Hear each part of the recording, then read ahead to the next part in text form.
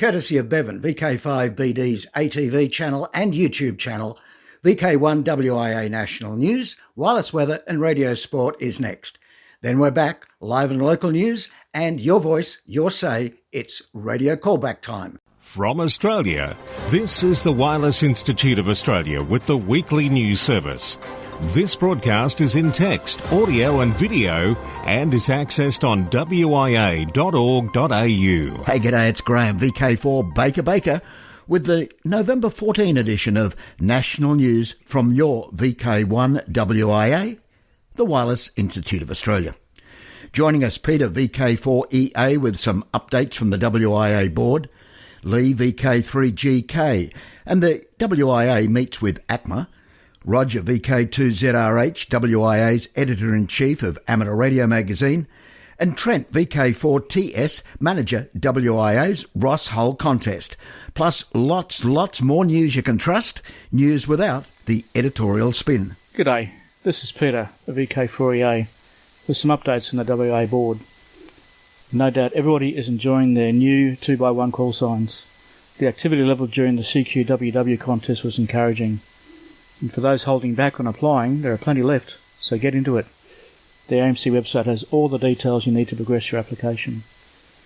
The board wishes to thank all clubs and individuals that helped out at the JUDA event during October, held throughout the country. The effort is very much appreciated. I've started an IT systems review for the WIA. I'm looking for volunteers with IT skills to help out with the WIA IT committee. Email me at vk4ea@wia.org.au if you're able to assist. I'm very much looking forward to the Dick Smith interview with Hayden later this month. VK7HH from Ham Radio DX. Dick's upcoming audio biography should be a ripping read. Any photos relating to radio activities are appreciated for our Instagram feed. Check the text edition for the links. And did you know the WIA has a Twitter account?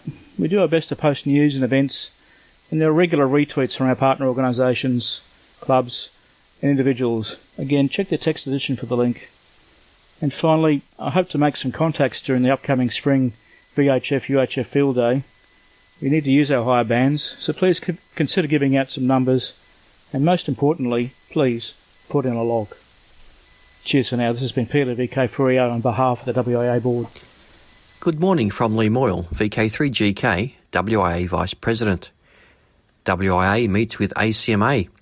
During October, the WIA met with the ACMA to discuss several important topics, including the new class licensing proposals, how the ARPANSA, Australian Radiation Protection and Nuclear Safety Agency, criteria of EMR compliance will integrate with the potentially new amateur licensing structure, some of the finer points of the 2x1 call signs, and the FYSO, the 5-year spectrum outlook, and the effects it will have on the amateur radio community long term.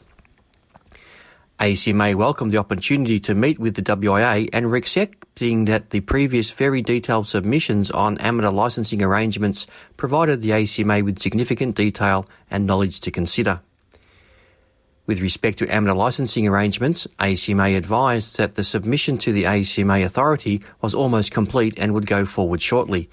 The next step, once approved, is to proceed with a response to submissions and suggested steps going forward. This was most likely to occur January-February 2022, and a busy time for both WIA and ACMA. ACMA advised that the update on changes for the amateur service related to the ARPANSA EME standard, ACMA would consist of the intention to lift the current requirements for the apparatus LCD into the new regulatory framework. There is no intention to impose any additional burden on the amateurs. WA finds this as an exceptionally positive approach, as any changes would entail a large educational requirement and that education in this area would be a necessity anyway. The 2x1 contest call signs have been a great success, and ACMA is not considering imposing any further operating conditions. It will be up to the amateur community to come to a consensus that is reflective of the international view of contesting criteria and appropriate use of the 2x1 contesting call signs. ACMA mentioned that they are working on the assignment process for assignment of repeater and beacon apparatus licences. It was acknowledged of the WIA's role in international band plans. Discussions with ACMA and other parties are ongoing, with the WIA developing a framework document for comment as a way of progressing to a suitable arrangement. The outcome and discussions were very robust, and the WIA thanked the ACMA for scheduling the WIA into their very busy schedule. A full report will be released shortly on the WIA website. Stop press. First official use of 2x1 contest call signs. Monday the 1st of October 21, with the CQ Worldwide SSB contest now over, it was great to see so many new contest call signs being used for the first time, along with many new contesters trying out this competitive facet of amateur radio. The responses from the international contest community was varied from, "What is the rest of your suffix?" to "Great to hear VK now has contest call signs." 3 of your WIA directors, who are also active contesters, have 2x1 contest call signs. Did you manage to log one of them over the weekend and were unaware? If you participated in the CQ Worldwide contest and used a 2x1 call sign, please submit your contest log to the CQ Worldwide contest log upload link for collation, https://www.cqworldwide.com/log check. You may even win a prize in a section. The WIA would like to hear your thoughts on the use of 2x1 contest call signs. Please send your comments to nationaloffice@wia.org.au and we will collate and present them to our readers and listeners in the near future. That's all from me. 73 is from Lee Moyle, VK3GK, WIA Vice President. This is Editor-in-Chief of Amateur Radio Magazine, Roger Harrison, VK2ZRH. Earlier this week, the files for issue 6 were uploaded to the printer's server.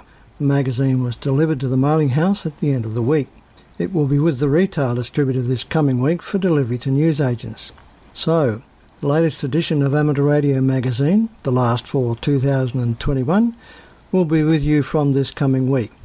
The good folk at Australia Post will work hard to get it to you, I'm sure. While I have your attention, thank you to those readers who completed our reader survey, which ran through September and closed on the 22nd of October. We have early results. When this issue lands in your hands, you will find them on page 17. Well, what else is in store for readers in issue 6? The theme for this issue is antennas and propagation. We have articles on both home and portable antennas. Phil Waite, VK2ASD, explores the performance of his half-square wire antenna for 40 metres, while Ben Broadbent, VK5Baker, reveals how to build a steady-eddy portable squid pole mount for easy single-person deployment. Propagation-wise, Simon Rumble, VK2VSR, gives us the skinny on monitoring space weather online, while our VHF-UHF columnist, David Minchin, VK5 reveals some fascinating details on microwave propagation via evaporative ducting, along with recent investigations into aircraft scatter. Likewise, our meteor scatter columnist, Dr. Kevin Johnson, VK4 Uncle Henry, fleshes out the mechanics of meteor scatter propagation and the ways and means of successfully exploiting it. Here's one area where smaller is better. That refers to antenna systems. For the constructors amongst you, Lou DiStefano, VK3AQZ, continues his HF antenna tuner project, which was held over from issue 5. And further, the indefatigable Jim Tregellis, VK5JST, presents a digital readout VSWR and RF power meter project that covers all amateur bands from 160 to 6 metres and powers up to 250 watts PEP. Coincidentally, the series on Unravelling the Mysteries of Connecting Radios to Antennas by Dr. Brian Clark, VK2GCE, continues apace. Once more, Newcomer's Notebook appears, this time covering the whys and wherefores of the Wheatstone Bridge, a circuit widely used to measure all sorts of things, as Jules Perrin, VK3JFP, explains. In this issue, we reveal the theme for the first issue next year. It's contesting. This has been AR Magazine Editor-in-Chief Roger Harrison, VK2ZRH for VK1WIA News. This is the home service of the Wireless Institute of Australia through VK1WIA. Now, international news with Jason, VK1WIA. Hello. Leading international news this week from Region 1 comes news of a grant. Houth Martello Radio Group is very grateful to the IRTS for the grant of €800 from the Promoting Amateur Radio Fund, PAR. This will go a long way to enable the group to upgrade Echo India Zero Mike Alpha Romeo. The Martello QTH is in such an exposed coastal location that antennas take a battering from the weather, especially during winter months. Over the last several years, a commercial cobweb and an HF vertical antenna have been totally destroyed by the weather, and a new HF antenna is now on the shopping list. The shape of things to come. The November meeting of the South Eastern Amateur Radio Group in Ireland will be held on the 29th of November at 8 p.m. sharp, but the venue will only allow access to those who are fully vaccinated and produce their EU digital COVID certificate and valid photographic ID. In QRM news, a case of interference in the primary amateur radio 40-metre band by an AM broadcast station in Tashkent was speedily dealt with. There was an AM broadcast on 7160 kHz on the 22nd of October between 1800 and 1815 UTC. Due to the transmission power of the radio station and the breadth of the commercial A3E signal, there was considerable impairment of radio traffic in the 7155 to 7165 kHz range in large parts of Europe and the Middle East. Germany's Bandwatch contacted the company responsible, Media Broadcast, to investigate the cause. Media Broadcast said the mistake was made by a contracted relay station in Tashkent. The exact cause is still being investigated.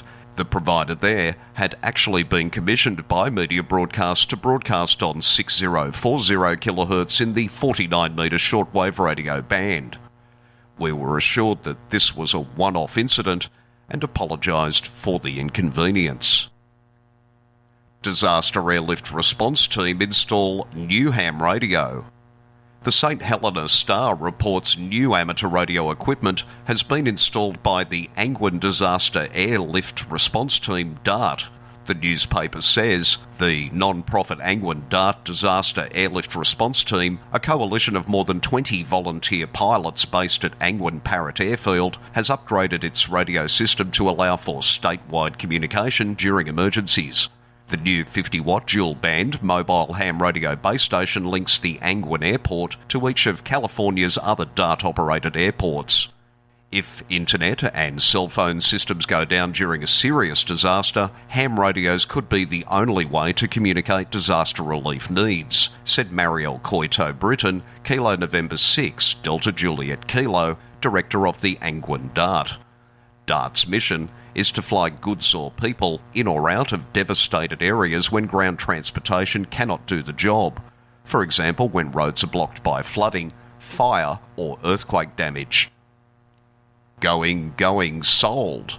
The New Zealand communications company Jackson & Wills, founded in 1947 by radio amateurs Douglas Jackson, Zulu Lima 4 Golf Mike, and Morris Wills, Zulu Lima 4 Golf Yankee, has been sold.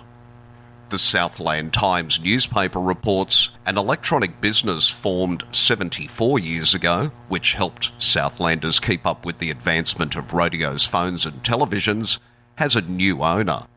Jackson & Wills was opened by Douglas Jackson and Morris Wills in Invercargill in 1947, specialising in radio and electronics. Douglas and Morris were brought together by a shared enthusiasm for amateur radio following World War II. In 1956, Morris was reportedly the first person in New Zealand to view overseas international television during the Melbourne Olympics using frequencies announced by Australian television authorities. 2 years later, he was believed to have built one of the first complete television sets in New Zealand. Jackson & Wills had most recently been run by Morris's son Lindsay, who had worked at the business for the past 34 years. The biggest change in his 34 years in the business has been the transition from analogue to digital technology, which had opened up a whole new field for radio and telephones, Lindsay said. The business has been sold to Ashley Communications. For VK1WIA National News in Sydney, I'm Jason, VK2LAW. Now, operational news with Felix, VK4FUQ. Hello there. Ham Radio Operational News. It's a contact sport. Spring VHF UHF Field Days November 27-28. CQ Worldwide CW Contest November 27-28. PLAR Group's 80 metre slow Morse corroboree on Sunday morning December the 4th. Times will be 2300 hours Zulu on December the 3rd until 0200 hours Zulu on December the 4th. That is 10 hours to 1300 hours Australian Eastern Daylight Time on December the 4th. Next week, Mark Bosma, VK6QI, will give us more info. December 4 and 5, 160 metres worldwide. December 11-12, 10 metres worldwide. 2022. January, the entire month every year, is the WIA Ross Hull VHF UHF Marathon Contest. Here's that contester of renown, Trent Sampson, VK4TS. Greetings contest fans and VHF UHF enthusiasts in general. Well, here we are halfway through November, and that can only mean two things. The spring VHF UHF Field Day is on at the end of the month, and the Ross Hull contest is not that far away. The Ross Hull contest has always been promoted as a worldwide contest, and this year we have progressed that with multiple language translations of the contest rules and the addition of the term marathon to underline what the contest is about. In terms of marathons, you do not have to work the entire month of January, but just the best 7 days. Anyone can join in on the VHF and above bands, so keep an ear out and have fun in the running of the 2022 Ross Hull Marathon. This has been Trent, VK4TS. DX Window. Crozier Island Expedition News. Because news such as this over the years, the 25 plus years we've been handling WIA national news, has a knack of going belly up. This may be the last you'll hear of it. But the Northern California DX Foundation is granting some 20,000 USDs to Thierry Mazel, EPSEC CUK, for the Crozier Island expedition planned for December 2022 through March 2023. Crozier Island is number 3 on Club Log's most wanted DX lists worldwide and number 2 in North America. The expeditions to rare entities like Crozier Island that are so remote are becoming more expensive and logistically more challenging, a trend that we believe will continue. Hopefully this experienced expedition operator can exploit this rare opportunity to access Crozier Island, put out an effective signal on all bands, and log all of the needy over the course of his extended stay. Ken, LA7GIA, the noted expeditioner, is operating from Bangui in the Central African Republic as TL7M until tomorrow, the 15th of November. He will be operating on all bands and all modes. According to the QRZ page for TL7M, he will also make the first activation of 60 metres in the Central African Republic under a special permit. Indian Special Event. For the 16th year, look for Special Event Station AU2JCB to be active between November the 19th and December the 15th on 86 metres SSB. Operations are to celebrate the 163rd anniversary of the birth, November 30, of Chandragis Bose, India's great scientist and inventor, who they consider to be the father of wireless communication. Happy and Holy Christmas. Special Dutch call signs for December, January. On the occasion of Christmas, Raymond, Wisjand and Ramona will activate 3 special call signs: PA21XMAS, PD21 Santa and PD22HNY. The 3 stations will be active from Wednesday, December the 1st to January 31, 2022, both on the more local, to them, 70 cm and 2 metre bands, and HF WIDXs using SSB, FT4, FT8 and SSB. Radio amateurs who work at least 2 of the 3 Christmas stations are eligible for a certificate. OF9X, Old Father 9 Christmas. This Finnish station has excited many little radio operators and their families for many years from the land of Christmas. OF9X in December. For VK1WIA National News, I'm Felix, VK4FUQ. From Australia, This is the Wireless Institute of Australia with the weekly news service. Available on RF and on demand 24/7 from the WIA.org.au website. Media Watch and a 160 metre frequency change for this WIA national news. Note that the 160 metre rebroadcast by Graham VK7GS from Mount Roland in northwest VK7 is changing frequency down slightly to 1.862 MHz. This to avoid AM broadcast station intermods. Dick Smith, VK2DIK, has lived an adventurous and extraordinary life. He's a proud Australian, businessman, adventurer, entrepreneur, and he single-handedly changed electronics and the amateur radio and CB scene in Australia. Hayden, VK7HH, joins us now with news of a great interview coming your way. Dick has recently released his autobiography titled Dick Smith, My Adventurous Life, and on Friday, November the 19th, at 8 p.m. Australian Eastern Daylight Time, we're privileged to sit down live with Dick on the Ham Radio DX YouTube channel. We'll be speaking to him about his adventuring stories, including the first solo helicopter flight around the world, his business ventures, and his early days and interest in radio. Many of you listeners would have fond memories of walking into a Dick Smith Electronics to get the latest component for that project you are building. A Funway kit, or maybe just to drool over that new rig. Yes, this is the chance for all hams and electronic enthusiasts around Australia to say thanks to the legend that is Dick Smith. This is 73s from Hayden, VK7HH, for Ham Radio DX. Who listens to radio? That go where you go medium called radio. Hi, this is Dick Smith, VK2DIK, and good morning to all the listeners of the VK1WIA broadcast. I wish you all the very best and look forward to maybe talking to you on the air. For the WIA National News broadcast, this is Dick Smith, VK2DIK. That's all. Now, special interest group news with Cole, VK3GTV. Hello, and first up, it's Final Frontier. ARIS initiatives receive $1.3 million grant from ARDC. Education is one of the biggest engines driving the program known as Amateur Radio on the International Space Station, or ARIS. Now ARIS will have even more resources to educate youngsters interested in science, technology, engineering, arts and mathematics, as well as the teachers who help them make that connection. A 5-year grant worth nearly $1.3 million has been awarded to ARIS USA from Amateur Radio Digital Communications. Some of the funds will help ARIS develop a wireless electronics technology kit, enabling middle and high school students to learn more about amateur radio. The grant will also help pay for educator workshops, so teachers can help students learn more from their use of the wireless kit.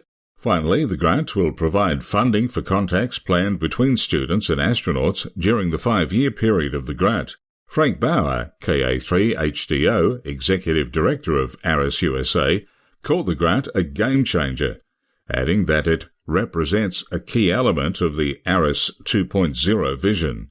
Although having little, if any, pre-publication, an Australian school recently held an ARIS contact. Among the questions, and these are really good ones, do you think electromagnetic rockets would benefit space travel, and how far off are we from launching them? What is the most interesting thing that you've seen or experienced in space? As experts on space exploration, do you think space exploration is a good idea? And do you think space tourism is a good idea? Does food taste different in space? And can you describe the difference? What was it like when you saw Earth from space for the first time? Yeah, some great questions there. Worldwide Special Interest Groups, IOTA, AN017, Various Adeli Land Group. David F4FKT has arrived on Antarctica and plans to operate from various locations during his spare time. FT4YM, base Dumont Deville, Petrels Island, Antarctica. FT4YM Portable, base Concordia, Antarctica. FT4YM Portable, base Little Dome C, Antarctica. FT4YM Portable, base Cape Prudhomme, Antarctica. QRV mostly on 40 and 20 metres SSB. He stays until the beginning of March 2022, and QSL via F5 PFP. Worldwide Special Interest Group, Maritime. Pearl Harbor Day Memorial Special Event. With operating authorization from the Navy's 3rd Fleet Spectrum Manager, the Battleship Iowa Amateur Radio Association, WIA Incorporated, and the Iowa's Innovation and Engineering Team will activate the ship's legacy Navy call sign NEPM December 7 in memory of Pearl Harbor Day. Operation will be between 1600 and 2359 UTC. NEPM will transmit on 14781.5 kHz using J3E upper sideband and listen on 14343 kHz J3E upper sideband. Amateurs are reminded that they may not transmit on 14781.5 kHz. If there's traffic on 143.3 kHz, the NEPM operator will advise of an alternate frequency where he's listening. QSLs will be available if an SASE is provided. SEPM, NI6BB, or NE6PM are all listed on QRZ.com, and any route will get your request to the QSL manager. Visit WIA's website at WIA.org for more information about radio operations aboard the battleship Iowa, soon to be the home of the National Museum of the Surface Navy. Worldwide Special Interest Groups, Digital. Barrick presents M17. Hi, I'm Graham, VK3GRK in Bendigo, presenting M17, a new digital mode. Bendigo Amateur Radio Electronics Club invites you to our November meeting, where Barrick member Tony Langdon, VK3IRL, will provide an interesting presentation and live demonstration of the new digital mode M17. M17 is a new amateur radio VHF, UHF digital voice and data mode under active development. M17 is 100% open source and developed by amateurs. Tony will cover the origins of M17, some of the key features and how club members can get on M17 today. Bendigo is now one of the few places in the world, and probably the only place in VK, with M17 infrastructure. The presentation commences at 7:30pm, Friday, November 19th, at Barrick Headquarters, Bendigo East Hall, 35 Lancel Street. The presentation will also be streamed on the Barrick YouTube channel. Thanks, Graham. See you there. Worldwide Special Interest Groups, Medical. Canadian Special Event. Look for Special Event Station VX3 Insulin from Ontario to be active between December 1st and 31st. Activity is to mark the 100th anniversary of a Canadian team at the University of Toronto's discovery of insulin in the summer of 1921. Operations will be primarily digital, with FT8 and FT4 the dominant modes of use. QSL via VE3NOO. To Belgium now, and Special Event Station OT5IDPD is QRV until December 3rd to commemorate International Day of Persons with Disabilities that takes place on December 3rd. Activity is on the HF bands, and you can QSL via ON6WL. Worldwide Special Interest Groups, YOTA, Youngsters on the Air. YOTA Month 2021. Felix made mention of this a little earlier, so do listen out for the RSGB arranged call sign GB21 YOTA. They've set this call for allocation to youngsters to operate throughout December. 3 C's across the sea. 3 6th grade students, Carter, KF0FYO, Carrie, KF0FYS, and Cora, KF0FYR, all whose names start with the letter C, along with their teacher, Ravi Davis, KF0FYL, whose name obviously doesn't start with C, received their ham radio licenses this past summer. Ravi said their first out-of-country contact was with a group of middle school students from County Kent in England, and added they hope to establish a regular pen-pal relationship between their STEM students and our STEAM students to share and collaborate in ongoing global challenges and investigations throughout the year, truly connecting ourselves to the rest of the world. Sounds like a plan to me. I'll catch you next time. Till then, stay safe. I'm Cole, VK3GTV. Wrapping up this WIA national news for week commencing November 14. Social scene, Gold Coast Amateur Radio Society Hamfest. It happens Sunday the 21st of November. It happens at the Country Paradise Parklands, 231 Beaudesert Nerang Road at Nerang. The Gold Coast Hamfest 2021, Sunday the 21st. Till next we meet, I'm Graham, VK4 Baker. Walk softly. From Australia, this has been the Wireless Institute of Australia with the weekly news service.